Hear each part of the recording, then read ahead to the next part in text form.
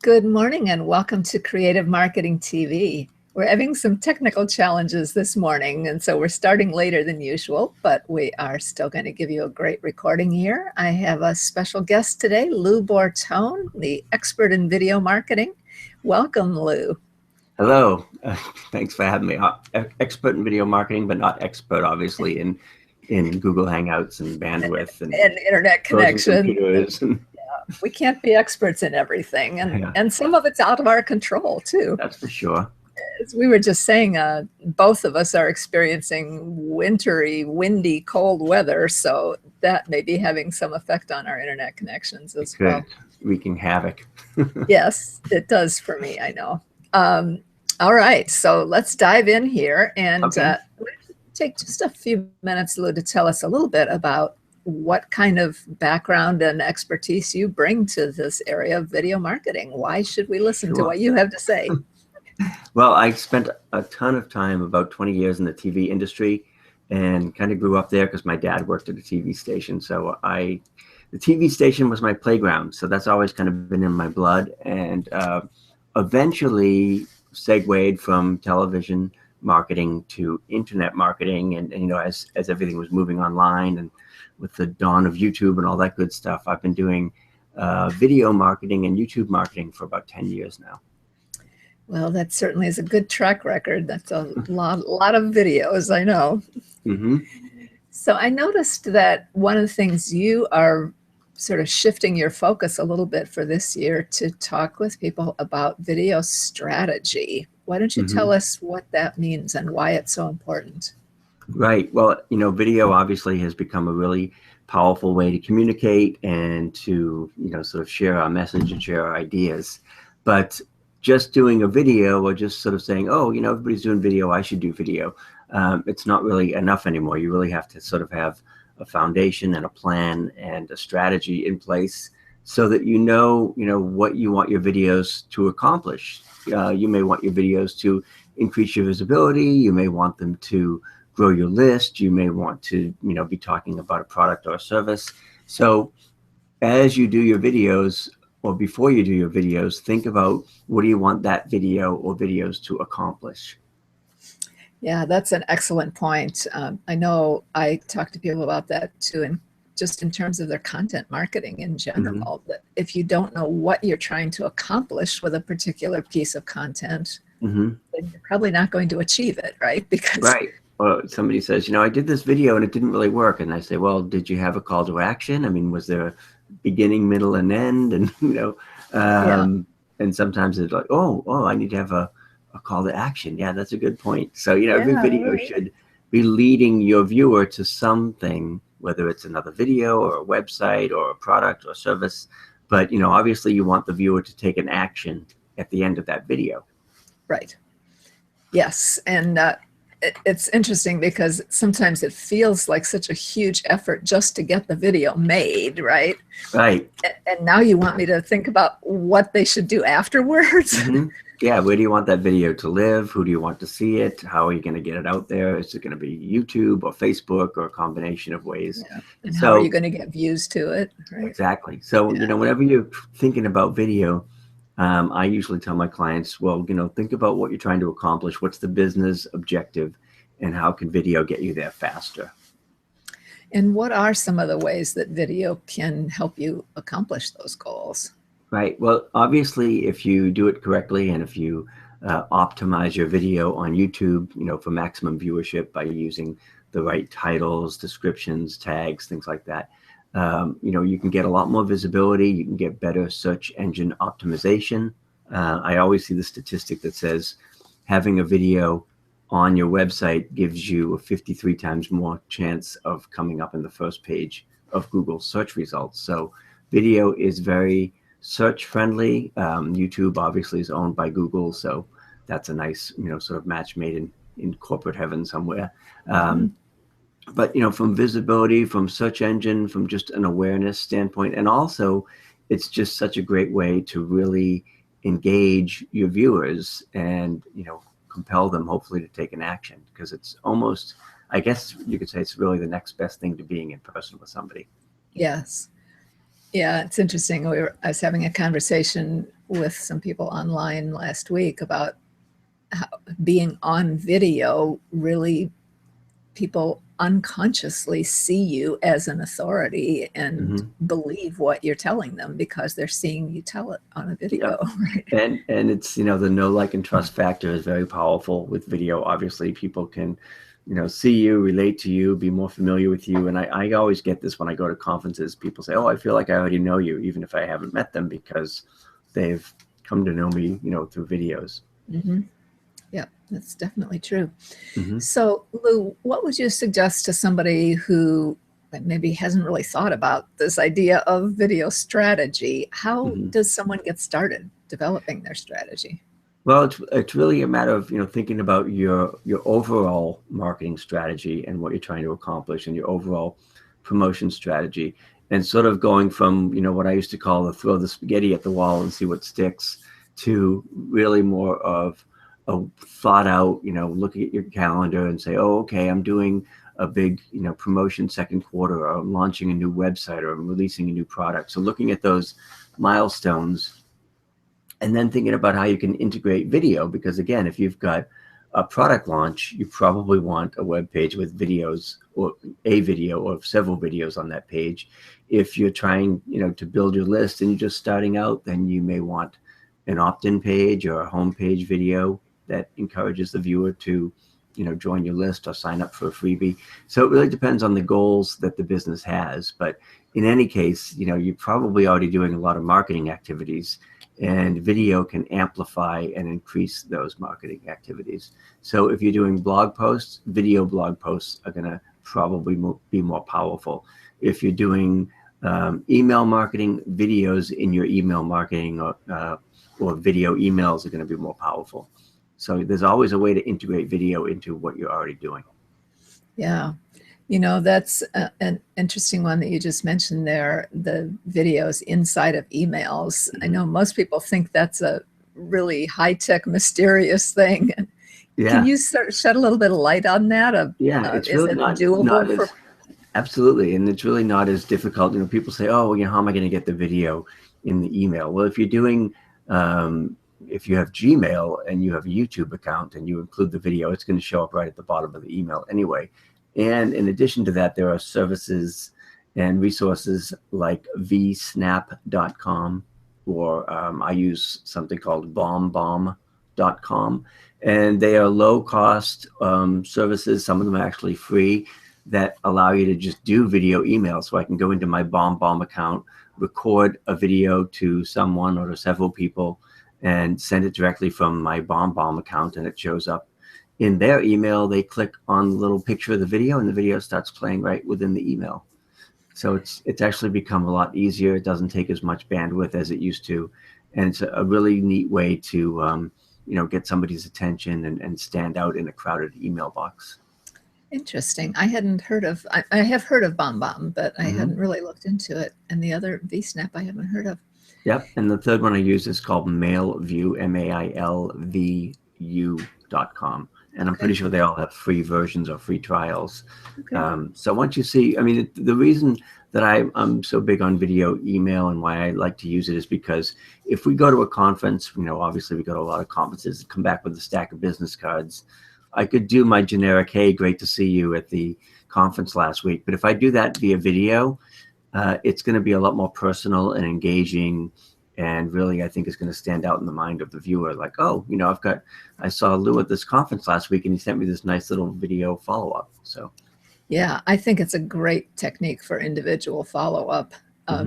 People get to see you and hear you again, which is how they remember you from the conference, rather than just your name, which they may not remember. Right? Yeah, looking at that business card, saying, now, who was this person? Yeah, exactly. So that's great to have those tools. I'm going to check them out. Absolutely. Now, that's a technique, though, or a strategy that you would use more with an individual, right? Yeah. What about if people are sending a group email through an autoresponder service, or sending an email newsletter or something? How do you use video in that context? Oftentimes it depends on the email service provider or the software that you're using. Like I use Infusionsoft, so I can include a YouTube video in that email, and if people click on the thumbnail of the video will play. So oftentimes it's as easy as embedding a YouTube video into your email. And the viewer may see, you know, the screenshot of the thumbnail as a graphic, but once they click to it, they're going to go to the video. So it's a relatively seamless experience. Yes, and that's what I had experimented with a little bit, that you can put the thumbnail of the video, the image there, and then you can hyperlink it to the YouTube video link. So when they click on it, like you said, it starts playing automatically. It's not really playing in the email. At that point, it's playing on YouTube, right? Yep. So, but you know, the viewer at the end of the day, the viewer just wants to be able to click and see the video. See the video, right? And it's relatively seamless, so they don't care if it's hosted on YouTube. They're seeing it wherever they're seeing it. That's right. And now with Facebook video so prominent, you know, people are sort of used to going through their, you know, timeline of the news stream and seeing video and being able to stop and click on it. Yeah, actually, that was one of the things I was going to ask you about.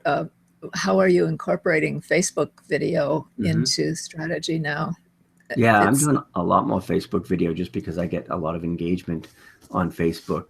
And the only, you know, the tip that I have there is a lot of times people will say, okay, well, I'm going to upload my video on YouTube and share it from there, share it to Google+, share it to Facebook. But it's actually better if you upload it natively to Facebook or directly to Facebook, because Facebook is going to give it more play that way. So that's one way to get it seen. Also, if you know, as you go through your Facebook page, you can see the videos playing, but you can't hear the audio. So you want the video to be sort of attention getting and make sure that it's enough to sort of have folks slow down and stop and click on the video and put the volume on so that they can, you know, hear what the video is saying. Right. So I use videos a lot on Facebook, you know, to promote upcoming events. You know, anything that ties into Facebook. You know, I may be talking about a particular promotion or event or a live event, and you know, the videos on Facebook for that are really powerful because a lot of people are using, you know, Facebook sort of as that, you know, global water cooler. Yeah, that's a good description. Yeah, and that's what I've been doing, you know, with, I don't do a lot of events, but this show every week, and I do use the video for that. I have to say it's added to my task list, though, having to create a YouTube version and a Facebook version. But I think I've got it pretty well streamlined now, the parts that I need to change from one platform to the other, so it goes pretty quickly. Yeah, and the good news is if you've got a video on Facebook and YouTube, you know, you've really kind of covered 80% of, you know, sort of where video is going to be seen. So, right. And the other platforms like Pinterest and Google+, those you can use the YouTube video for, right? Yeah, and Twitter even. You can share your video from YouTube to Pinterest or LinkedIn or Google+. And Twitter too. And it's going to be easier to just sort of do that one-click share via YouTube than to upload individually. Right. It's just Facebook that wants to be special, right? Of course, yes. And you know, it's a little annoying that we have to do that extra work, but Facebook is giving us extra perks for uploading it directly to Facebook. I don't know, have you been experimenting with the call to action at the end of the videos? Not as much, but you know, again, usually I can use the same video for YouTube or Facebook because I'm usually directing them to a link that I put underneath the video. Maybe it's an opt-in page or something like that. So you can do that. You know, it's just a good idea to keep the videos, especially on Facebook and YouTube, kind of short enough to be engaging and get people through them, because obviously, you know, our attention spans are pretty limited on social media and sort of popping from one thing to the next. So you want to really just get to the point and get the message out there and make sure that you include your call to action and tell the viewer what to do next, because the viewer sort of, you know, they can go down any number of rabbit holes. So if you say, no, hold on here and go here and, you know, get your special bonus or find this cool giveaway that I've got for you, things like that. Yeah, that's a good point. Yeah, I've just been, the last month or so, I've been starting to use those call to actions at the end of the Facebook videos. Right. And it's really kind of clever the way they set it up that, you know, instead of using an annotation like I had been using for the YouTube video, then I take the annotation button that I had built into the video, and I remove that from the Mhm. Facebook one, and instead let people know that they'll be able to click at the end of the video, and Right. you can link That's it great. to pretty much any place that you want to link it to. So It's a little more work, but the easier you can make it for the viewer, the more engagement you're going to get. And yeah, it's if the viewer doesn't have to jump through too many hoops, then you have a lot better chance of getting them where you want them. right.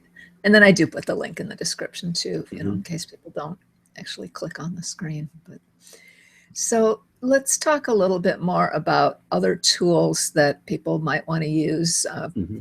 People who are, maybe not that sophisticated with video, they're still getting started. And Yeah. what are some of the things that can make it easier for them? A lot of times, it's as easy as, well, what phone am I using? And, I've got my iPhone, and with the iPhone, you can do so much with video, whether you're using one of the platforms like Instagram, where you can do 15-second videos, or Snapchat, which you can do really, really short videos.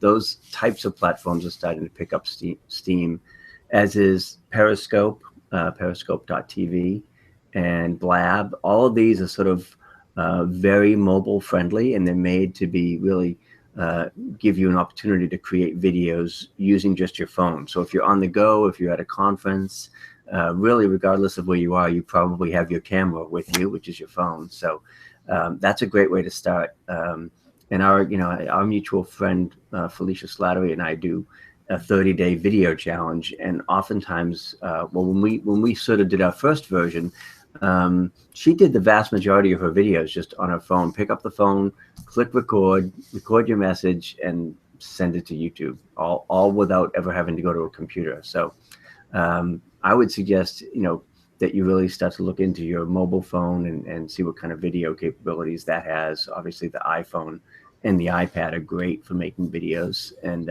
I use those almost all the time. Mm-hmm. Yeah, I use mine quite a bit too, although I usually will import it into Camtasia Studio then and add an intro and outro, which takes a little longer, but that's not necessary. It's just what I like to do with mine. So yeah, and it's obviously you want your video to look as good as possible. I mean, the content is the first consideration because it has to be relevant to your target market. But once you've got good content, then you can kind of dress it up a little bit with bumpers or intros and outros and lower thirds and things like that. And of course, some of that you can add right on YouTube once you've uploaded the video too. Yeah. Mm-hmm. I know I haven't really experimented with that because I do it in Camtasia, but yeah, and people say, well, how do I edit my video so that I can take out that little mistake at the end or change my call to action? And that's the thing I tell folks. Oftentimes they forget that YouTube itself has a free video editor right within it, so you can oftentimes just clean it up and chop off the ending or something right on YouTube. Yeah. Speaking of that, do you know, is there a good place for people to get a little bit of training about how to use that YouTube editor? It seems a little mysterious to me always. I think I'll have to think if I have a tutorial on it, but the YouTube itself and Google have pretty decent video editorials on how to use the various features, whether it's annotations or the YouTube editor. Okay. And so typically for my clients, I have YouTube for how to. I have a lot of tutorials on. It's funny. I mean, you use YouTube to say, search for how to use the YouTube editor, and you'll get tons of video results that'll come up. Yeah, I forget sometimes that I can use YouTube as a search engine. Yeah, and that's a lot of folks. I mean, that's almost become my default search engine. It's the second biggest search engine after Google itself. Right. But if I'm looking for a WordPress plugin or anything that's even the least bit visual, I'll go to YouTube first and say, what's the name of that plugin that does such and such. Mm-hmm. Yeah, if I do for something, if I'm trying to, find out how to do something, I often will search YouTube first, but it's funny, sometimes then I end up going back to Google because there's so many bad videos on YouTube as well. That's totally it. Just kind of sort through. You click on it and they're starting out with, I just wanted to make this video for you today about, I'm like, click, let me try another one. Right. I know, and you can, go and say, okay, who's going to be able to tell me the answer to this in the shortest amount of time and with the shortest Exactly. amount of, BS in it. So, Exactly. And that's why I sometimes go back to written instead. yeah. But But that's also an opportunity for folks. I mean, how-to videos are so popular and so searched, regardless of what your niche or your industry may be, you may be able to do how-to videos to tell folks, some of the basics or some of the frequently asked questions. And sometimes those are the easiest and the quickest videos for you to do, and you can get a bunch of them done. I do 1 or 2 minute tips and post them on YouTube, and I can do them all on a Sunday afternoon and then just post them once or twice a week for the next 3 or 4 weeks. yeah, yeah, that's great. And I'll just remind people too that how-to videos don't have to be necessarily recording your screen. Mm-hmm. Depends on what you're trying to show people. Some of those you can also do with an iPhone, right? Exactly. Have Yep. someone record you while you're preparing some food or while you're planting seeds for your garden or Yep. giving your dog a bath or trimming his hair or whatever. Those can all be how-to videos. So. Yeah. And one of the things that I did when I was doing tips videos, since we're using Hangouts and it's cooperating at the moment, but I use Hangouts a lot without an audience as a recording method. And because of the screen share, I can come on screen and say, hey, it's Lou Bortone with a quick tip about blah, blah, blah, and then go to my slides, share my screen, show a couple of slides, and then come back on at the end. And essentially what I've done then is use Hangouts as a recording device to go directly to YouTube. It doesn't really matter if I have an audience because I'm really just using it to create the video. That's right. Yeah. And I recommend that too. It may take a little bit of learning for people to get started using it, but it is a great screen recording tool, not just for showing slides, but you can show, how to do something in any web-based program or any program that you have on your computer. So yeah, you can share your desktop. You can toggle back and forth between on-camera and screenshots, which I like. So from that standpoint, Google Hangouts is really a great way to get video up on YouTube because you don't have to worry about the upload process and things like that. Yep. And I know, a lot of folks are sort of migrating to Periscope and Blab, which are, newer platforms. And those are also really helpful. I mean, the only real drawback with Blab is that it's really more of an interview sort of panel kind of thing. So it's not really ideal for teaching or sharing your screen. And Periscope is not either, right? Yeah. And, I just have to say the other thing that drives me crazy about Periscope is that you can only shoot vertically and then have those black bars on the sides. Yeah, I know. As a video person, that's one of the things that just makes me cringe. Yeah, but me too. The nature of the format, and it's fun. I mean, I find Periscope, more of a video kind of thing that's sort of like, hey, here's where I am, here's what I'm doing, isn't this cool? Whereas Blab is really more of an interactive, hey, let's see who's out there who wants to talk about marketing or branding. Yeah. So I think that's why it's really taken off. And Blab is such low-hanging fruit in terms of the technology. I think that's why it's gained so much popularity so quickly. It's a lot easier for people to get started than Google Hangouts, definitely. Yeah. Well, Lou, we're getting about to the time when we want to stop here. Is there anything that I didn't ask you that you would like to talk about? I think just in terms of the technology, people tend to get hung up on it. So hopefully, what we've been talking about here and what folks will understand that, it's easier to do video than you may think. And you really just have to find what I like to call your video sweet spot. And that is, what's the best type of video for you to create for your purposes, whether it's Hangouts like this or PowerPoint presentations or on-camera tips. You really just have to find that video style and that video format that works best for you. And once you've got that, once you've sort of hit your sweet spot, you'll do a lot more of it. That's great. Well, Lou, I didn't even ask you about this ahead of time, but do you have some kind of a free offer that you can send people to, or Sure. where would you like them to go and learn more about it? The easiest one is probably, I have what I call a video survival kit, which is a few video tutorials about YouTube and a couple of checklists and things like that, just to kind of get up and running quickly. And you can find that at loubortone.com/kit, KIT. Okay, great. And then we'll add that to the links underneath the recording as well. Thanks. Well, Lou, it's been a real pleasure talking with you today, and I learned some things, and Cool. hopefully our listeners will as well when they hear this recording. Thank you. I'm glad we were able to finally get the technology to cooperate long enough to pull it off. Me too. And it's gone just very smoothly now once we finally got started. Yeah. Thank you so much. Thank you. You have a great day. Thanks. Bye-bye.